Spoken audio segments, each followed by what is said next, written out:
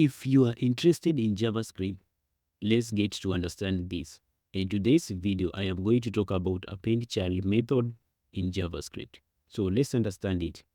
We use append_child method to add the node to the list of child nodes of a specified parent node.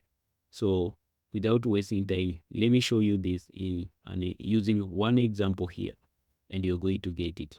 Now, the first thing, I'm going to create an ID here, and gonna be menu, and inside here I'm going to create a list, and I'll call this home. What I'm going to do, copy, and I will duplicate down here like thrice. So this one gonna be about, and this one will be services. Now let me save this. Now we have home, about, and also services here. So we need to use JavaScript to use this append_child method to add another list here, and that will be contact. So to do that, I'm going straight to the script tag. This is where I'm going to write my code here, and I will declare this variable, and variable will be menu. I will say document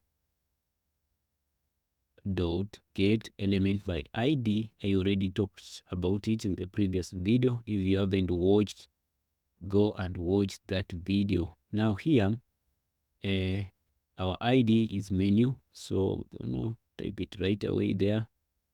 I'm going to the semicolon here. Then I'll declare another variable list, and this time I'm going to create an element. So I'll say document dot create element, and that element will be this one, li tag. I'm using li tag here, and now I will say list dot inner HTML. So I already talked about inner HTML in the previous video. Go and watch that video.